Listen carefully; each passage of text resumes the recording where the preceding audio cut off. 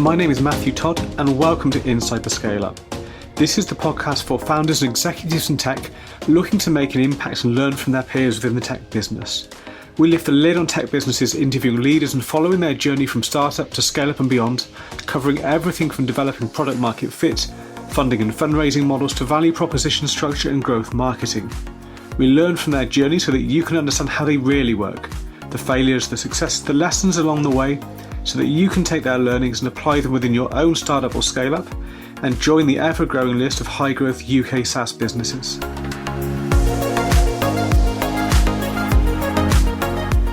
Hey, welcome back to the podcast. Really pleased to be joined this morning by Rudy Lai, CEO, co-founder of Tactic. Great to have you here. Thanks for having me, Matt. Good to be on the show. No worries. We had a couple of internet connections a minute ago, but hopefully we're all good now. So let's kick things off, if we can, by giving people a bit of background about yourself. What did things look like for you before Tactic? Yeah, for sure. So before Tactic, I guess from the very start, I graduated as a computer scientist from Imperial College London. I was attracted to the pace and the pressure of financial markets, so I joined Morgan Stanley in their algorithmic trading business. My role there was really around leveraging data science to figure out go-to-market and revenue. So mainly we had a lot of customers, not a lot of salespeople. How do you kind of allocate resources correctly? That's really the main problem I solved over there. Spent 5 years in financial services, and really at the end got the chance to manage the co-revenue number for one of the European trading desks. And as you can imagine, big company life, right? Very corporate, lots of legal work, lots of compliance work, not a lot of actual data science. So I thought, well, I was young, I can take some risks. Let me go try this new startup thing, because I believe at the time, my friend just sold his startup to Twitter, and I'm like, oh my God, I could do this too. Wow, yeah. Hindsight is 2020. So I left the bank and I basically kind of plunged myself into the world of startups, joined a few incubators, joined a few of my friends' startups, really just kind of to see how it looked like. And one of the challenges that I had was translating what I know about go-to-market from a big brand and a big company to a very small company where you don't have as many resources, you're not as data-driven, everything is very scrappy. And that's really where the idea for Tactic came to be. So that's how the whole company ties in with my experience prior. Makes a lot of sense, and I'm sure we'll get into some of those go-to-market lessons learned and how they did and didn't apply to those startups. But so I guess then, with that startup experience, what was the trigger then to lead you to try and set something up for yourself, but then also think that, I've got something here that could be viable? The $1 million question. I think I always tell people that if you have to ask whether this is the right thing for you and the right time to take the plunge, then it's not the right thing. Okay. So I'd love to say, like, there's this one concrete piece of evidence that told me, oh, Tactic is the thing to do. And actually, when we first started Tactic, the idea was completely adjacent. I would say it was completely different. It's not like we're selling farming SaaS. It was still in the same domain, solving a very similar problem. But like at the start, it's not like it's immediately apparent to you that is the right idea. I think certain people see it as a checkbox exercise, and I think you can certainly do that. I've also seen very successful founders come in with a plan. So they would come in and say, look, this is my strategy, this is my plan, this is why it makes sense, this is why it's $1 billion company. Let's give it a try. I think for my experience, and I guess my own and my Jack's experience, there's this allure of the idea. And I think the allure came from early on. There was a lot of customer excitement. We couldn't not get in the door with a lot of customers to talk about the idea. There was no demo There was no like screenshots or anything. It was merely an idea. And the fact that we're researching this idea generated enough excitement that we're like, oh, this is interesting. And of course, I think we were in a luxurious position to just sit there and think about this, and there wasn't Yeah, like a yeah. huge kind of pressure on either of us to like get something going. So it was very academic at the start. Like it was just like, I oh, see. hey, 40, 50 sales leaders wants to talk to us about this problem. Yeah. Let's chase it and see what happens. What was it about? Well, what was the idea, and what was it about that idea then that got them engaged and excited to talk to you? So at the very start, what we really focused on is actually an idea that's very topical right now. Is how do you use AI to generate sales emails? Um, this is an idea that's as old as time. Like, of course, when Yeah. I thought about it, I was like, oh my God, I'm so smart. But like right now, you can just see the market chatter. Numerous people have tried and failed. Um, but actually, the idea for tactic came to us when we examined why did numerous people try and fail. So it's not that the idea itself is bad, it's the idea is good.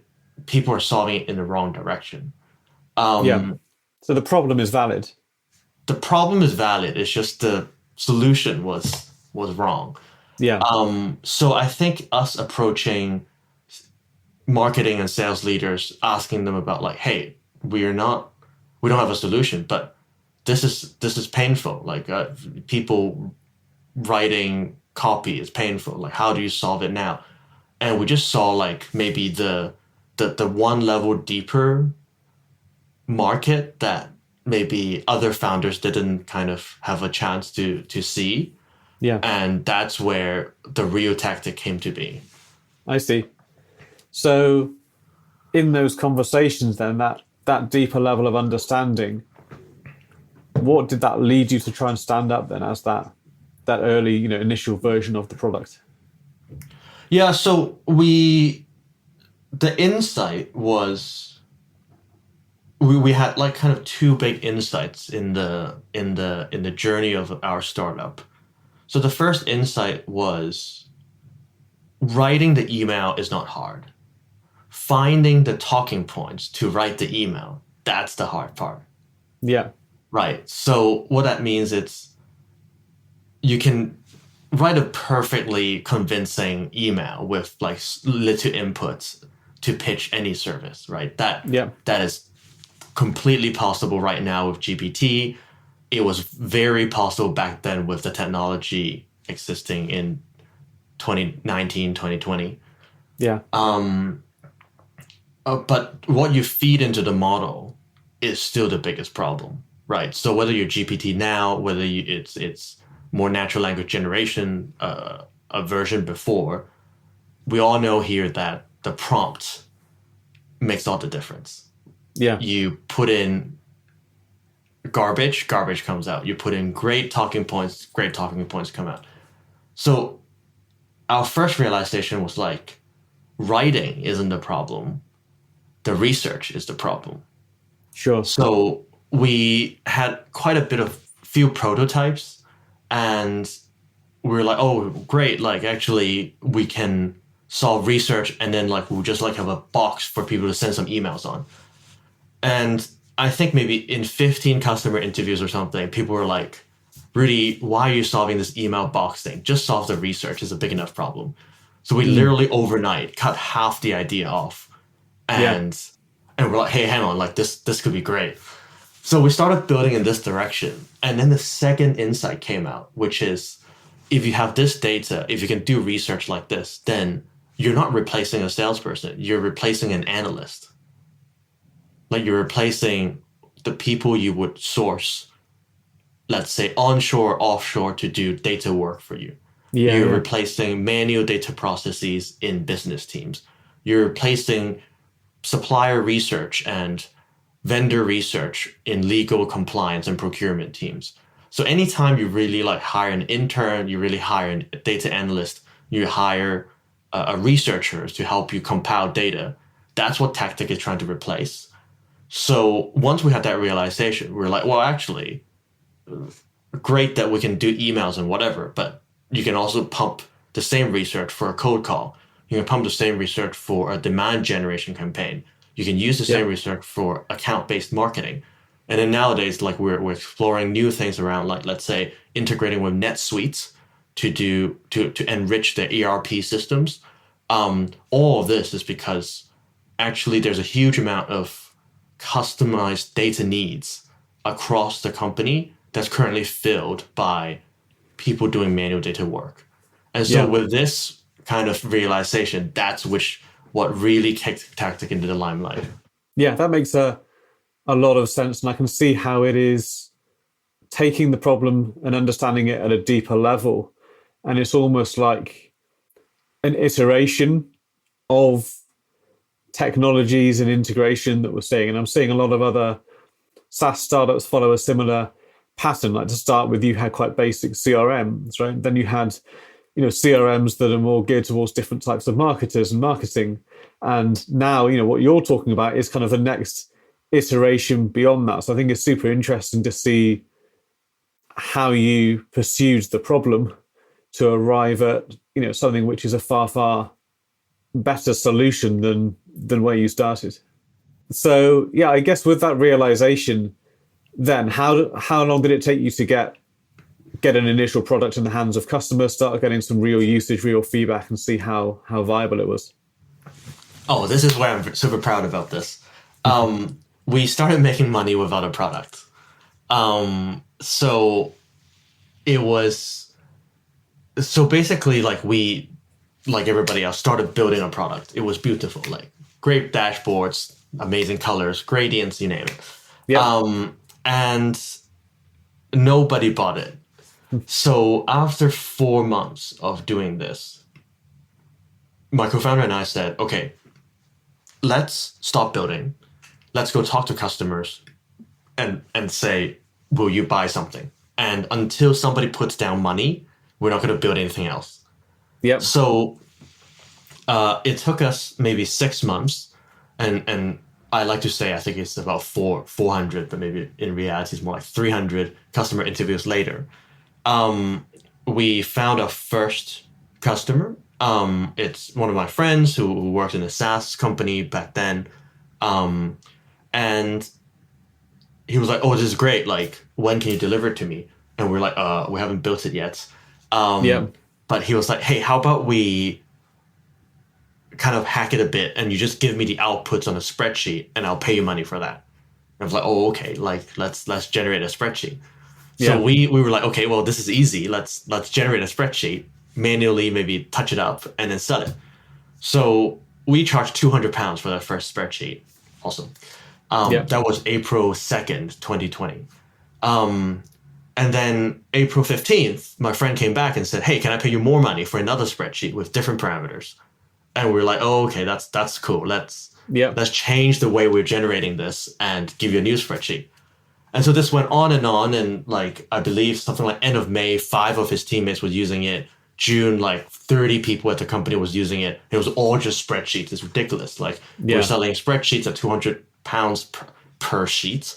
Yeah. And people had real engagement with these spreadsheets, and we had like fancy icons and like coloring and everything, and it was just we had maybe 5 customers on this spreadsheet thing. Wow. before people were like, "Guys, like we love this, but how are you going to scale this? Like you can't do spreadsheets forever." So I remember this day very clearly. We had our first sort of serious customer, where it's not like we have a relationship with 30 people. It's like we have a relationship with a VP, who is still a great mentor of mine as of today. He said, "Look, Rudy, I'm going to roll this out to 25 of my team. I'm going to pay you a big chunk of money, and what you need to do is like make sure that it looks good, right? Like Yeah. people on the ground right now, the pioneers, they're okay with a spreadsheet, but you need the GUI, right?"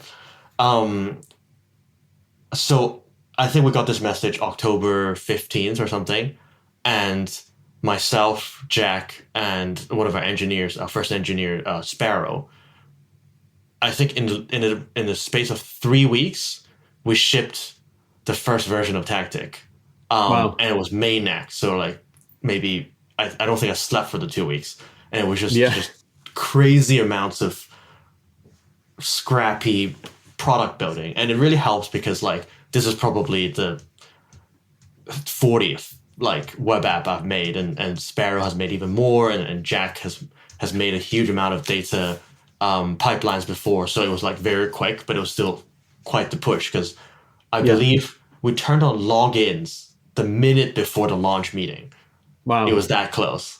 Yeah. Cutting it We fine. launched and it was great. Like we had a new UI, it worked, and like you can press a button and like stuff appeared, and it was just amazing.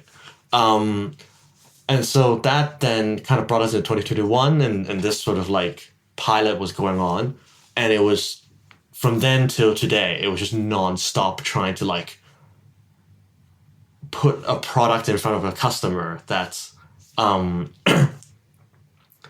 that has high expectations and is constantly telling us what to do. Yeah. And that has kind of continued ever since. No, I think that's awesome. I think that's such a good tactic, no pun intended, to apply to launching an initial product the right way with market viability. Is like so many founders in their head have got like a vision of what the product should look like, and think they want to build it and polish it and build it and polish it until they can give it to a customer, and then find that actually their assumptions are wrong.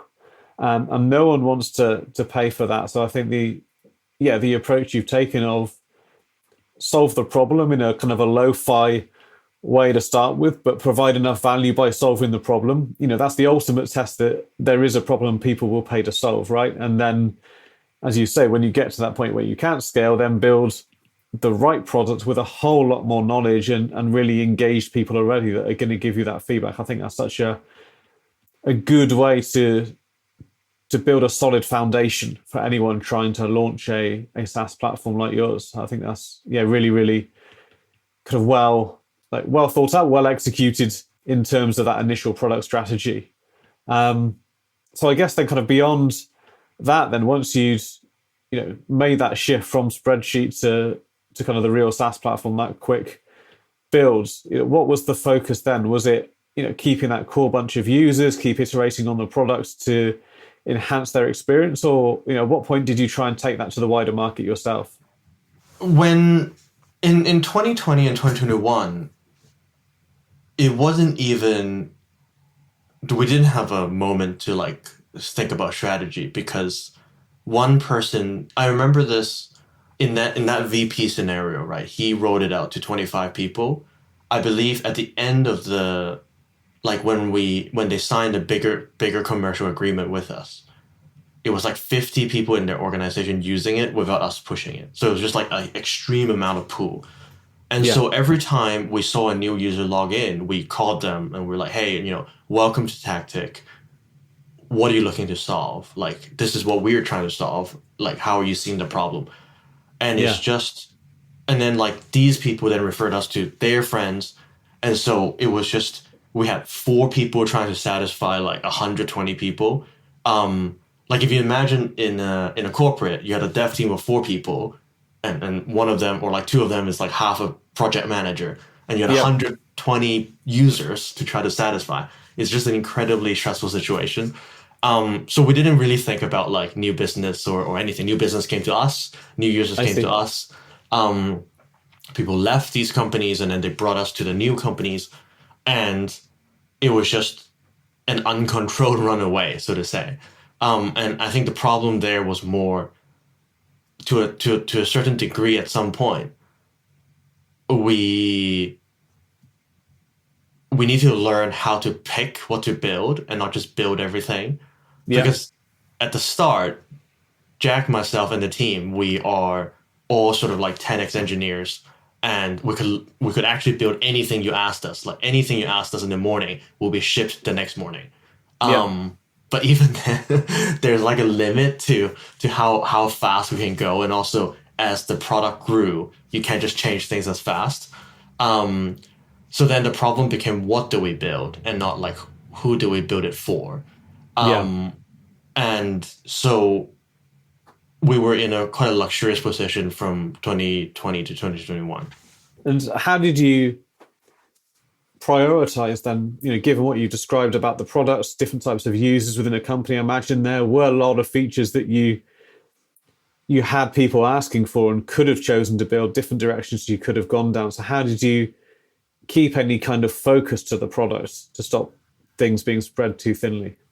I have a fairly stubborn view on this. So I think it really is two things, right? Number one is you need enough inputs to know how to prioritize, right? It's very hard to prioritize if you talk to 3 users and they all say different things, right? But if you talk to 30 users, you might start seeing patterns.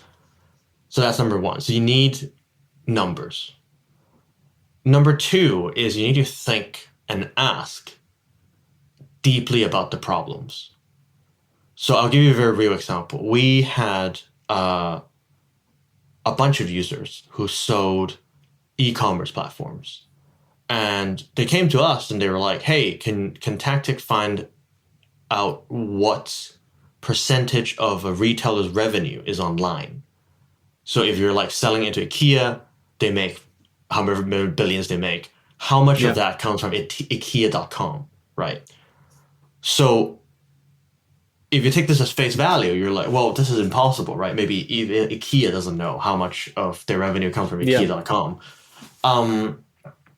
And then when we really asked, what they said was the reason why they wanted this number was they wanted to proxy how big could a deal be if they closed the deal with IKEA, right? Okay. Like it's no brainer, right? If you close the deal with IKEA, it's a giant deal, but between IKEA and H&M, for example, who do you go after first?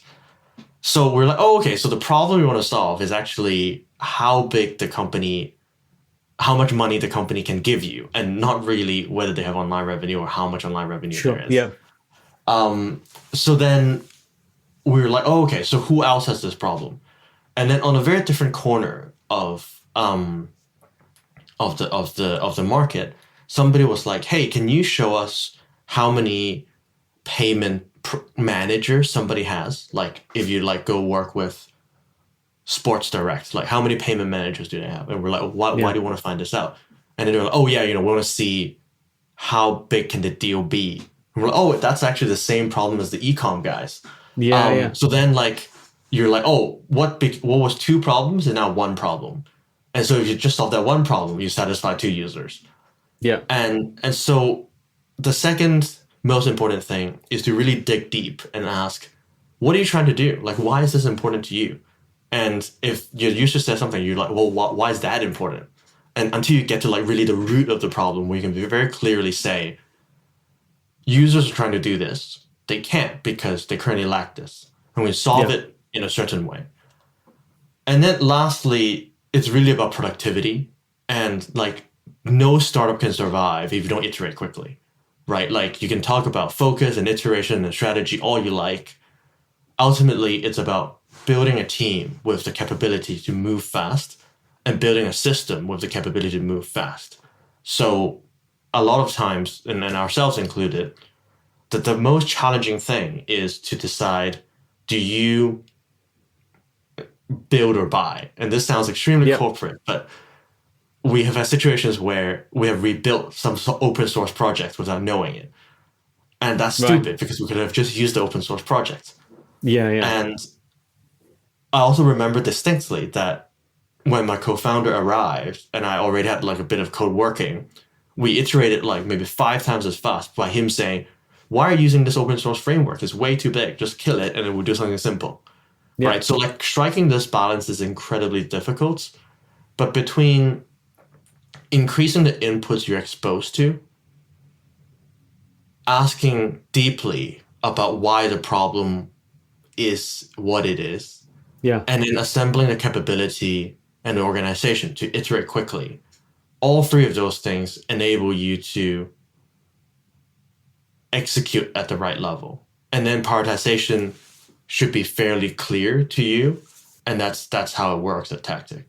No, fantastic. Thank you for sharing that. I love what you're saying about the combination of that research and analytical approach, making sure you've got the right number of inputs, but then digging deep into what they're really trying to solve for, so that you have that data coming in, but then on the other end, you have that ability to implement at speed. And I think so many people confuse the ability to implement at speed with, like, in the name of agile or whatever it might be, like a propensity to make very quick decisions, which can often be uninformed decisions.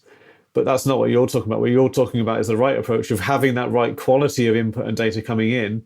And then once you have determined what the right thing to build is, then building that quickly, not rushing in to build anything just because you can build something. So I think that's a really, really good and valuable insight that I hope people listening to this, are able to take away. The free tactic. Yeah. So I guess the obvious question for me that follows on from that, though, is how do you get those inputs? Because this is something I see a lot of founders, they might think they're doing this, but in reality, they've actually got a low volume of information and low quality information coming in. What does that actually look like to you? How do you make sure you get that data? This is, I often get asked this. We had the luxury and the privilege of a giant network. And I actually think I really agree with Paul Graham on this, where Paul says, if the founders don't have access to the users at volume, you're not the right founder for this idea. Yeah. Right. Like I can't go start a beauty startup. Right. I know nobody in beauty. Right. I can't go start a fashion startup. I don't know nobody in fashion. Like I don't know anybody who is like really fashionable, especially not at scale. Whereas we were able to do like 4 or 5 really meaningful user interviews a week when we were doing user interviews. And it was just like intros and contacts we had and people we know, not to mention that I worked in there for like 5-6 years and I have like seen it deeply for 6 years myself. That I think is the context I need to share, because what I'm going to say next is predicated on the fact that you have an unlimited supply of people to talk to. Yeah. But what we did was, and I don't think we did this enough, even as we did it our way, was to talk to like a core audience 80% of the time, and then talk to some random people 20% of the time. So our core audience is companies between 200 and 1,000 people right now.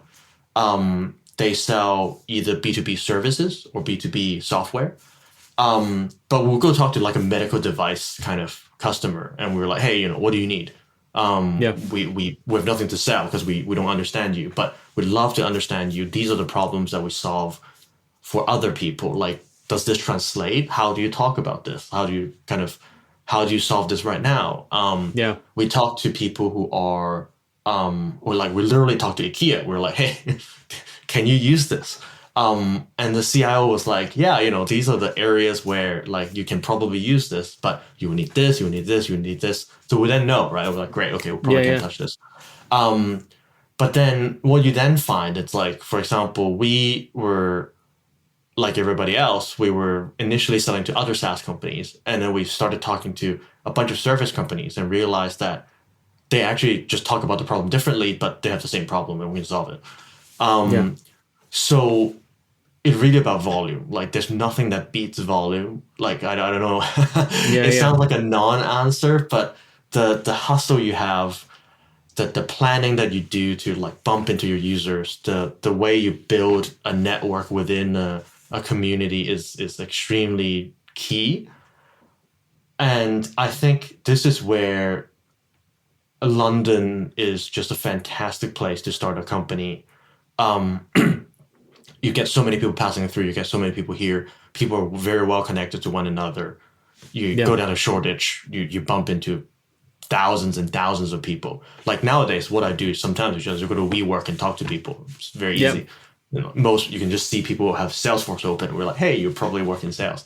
And so it's just about that volume. It's about that kind of, you need to drive to say, I want to understand this better, even though I think I know it.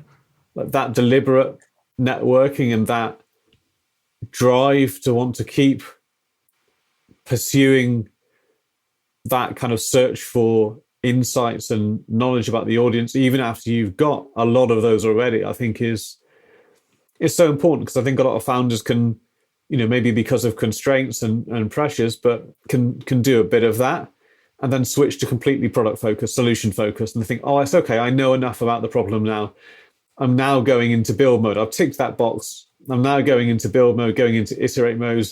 Now, how do I get more customers? But actually, they've stopped talking to customers because they haven't, kept pursuing those insights in the way that you've described. So I think, yeah, for a lot of founders, just making sure you balance the product side with, speaking to customers, gathering new insights, I think is so important. It can genuinely transform the direction that you choose to take the product in. I think to add to that, it's you can't have the first without the second. The volume gives you the chance to think deeply about the problem. But what I also see is sometimes the volume cripples you. Because you get so much volume, you then, to your point, Matthew, very, very accurately, people lose focus and people lose the sense of prioritization. But the real purpose of volume is for you to build a mental model of how the world works. Yeah. So I have a very clear idea of, if I am a salesperson or a marketer and I got airdropped into one of these B2B situations, what would happen? And I'm constantly trying to break my model, right? I'm constantly trying to find new conversations, like yourself included, right? I'll probably ask you, hey, how do you get people on your podcast? How do you get people for some of your other ventures? And try to break my model of like, oh, actually, I haven't considered this angle of go-to-market. But the whole idea for volume is for you to think deeply about a unified model of how your domain works, right? And it's only then when you can come up with like an elegant, scalable solution to the problem. Otherwise, all you have is like, it's a very noisy space that you're scared about, because now you have the opposite problem. It's not that you don't know the market, it's you know too much about the market, and there's seemingly unending detail for you to solve. Yeah, absolutely. I think you're right about that mental model. And, I talk about kind of category definition and positioning all the time. And I think that aligns with, form a mental model, your perspective, your worldview of not just how your solution works, but, your worldview of the people that you serve and the problems they have, and then how your product, your solution fits into that worldview. And then I think you're bringing your customers into that same worldview. And obviously it's got to align, it's got to resonate with them. But it's, as you say, it's using that volume of information to create a well-informed perspective on the way that part of the world works. Absolutely. I can't phrase it better myself. So for Tactic then, where things are at the moment, what's next for you? What are the focuses? What are the priorities? In 2022, we spent a lot of time trying to cross the gap from founder-led sales to sales-led sales. And what that really kind of forced us to get very good at is positioning, messaging, and go-to-market execution. Yeah. So in the next 12 months, what we really want to do is prove to ourselves that we have nailed these three things. So messaging, working with my teammates, Isabel, Adam, and Haley, we spent a huge amount of time iterating on messaging as a product itself, almost, where we talk to maybe 5-6 customers a week, and we try to see where the messaging breaks, where people have questions, where people are like, oh yeah, this sounds like what we already have, like we're not interested, and how can you kind of very succinctly cut through the noise. And a lot of it is really just like saying things or putting forward our perspective and then hearing what comes back and then using those same words the next meeting. So solving that messaging is very key. The second thing is positioning, right? So for the longest time, like it's difficult to have us fit in to the market's view of how a sales stack operates, right? Because Yeah. people can't see what they haven't seen. So if your categories are, I need a CRM, I need something to like contact customers with, I need some sort of analytics tool, and I need some sort of database, then like those are the four categories you pick, and Yeah. people will be like, hey, which four of these are tactic, and then we had to kind of educate a customer and say like, okay, so you have these four. Now go look at the average workday of your sales and marketing teams and tell me how much time they spend on customer work and how much time they spend on data work. And Tactic automates that data work so that you can do more customer work. Yeah. So we replace things like spreadsheets, we replace things like Google, we replace things like asking a data analyst to pull a report. And these are workflows that exist in our customers' landscape that nobody has a label for, right? Yeah.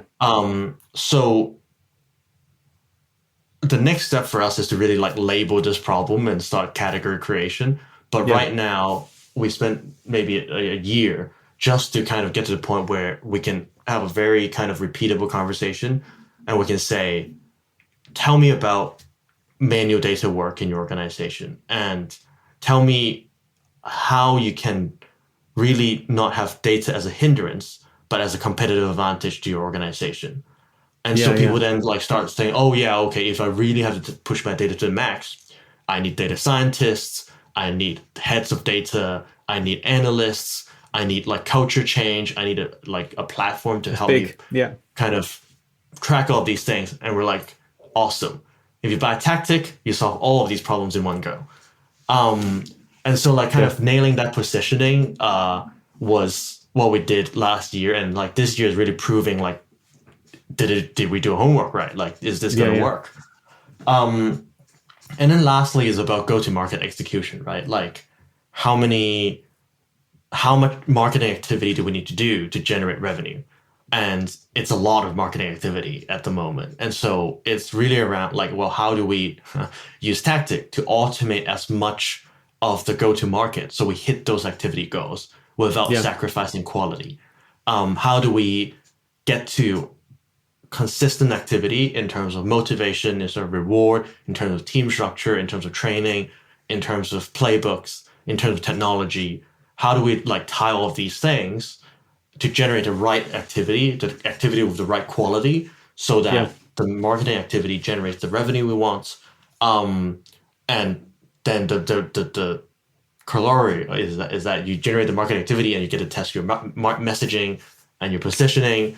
So this year is really about like we're starting to see it accelerate, and it's really about like holding that execution bar high and watch it accelerate and reap the fruits of 2022. I love what you've said about the approach that you take. Clearly well thought out, clearly data driven, but approaching it in the right way. I couldn't ask any client that we work with to go about that any better, because that's absolutely the right approach, tackling it in the right way. So I say best of luck with that. Not that I'm sure you'll need it, but thank you for sharing some of that and for sharing the insights as well in the conversation today. There's a lot of founders in our audience will get a lot of value out of this. I'm sure. Obviously, we'll leave links to Tactic in the notes for anyone interested in taking a look and finding out more as well. But just to wrap up, is there anything you'd like to leave our audience with today? I think to sum it up, in our journey so far in Tactic, nothing beats being obsessed with the problem that the customer is trying to solve. If you nail that, then you nail the startup. Perfect. I think that's a great way to end the podcast. So Rudy, thank you very much. Appreciate your time today. Thank you, Matt. Thank you for joining me on this episode of Inside the Scale Up. Remember, for the show notes and in-depth resources from today's guest, you can find these on the website insidethescaleup.com. You can also leave feedback on today's episode, as well as suggest guests and companies you'd like to hear from. Thank you for listening.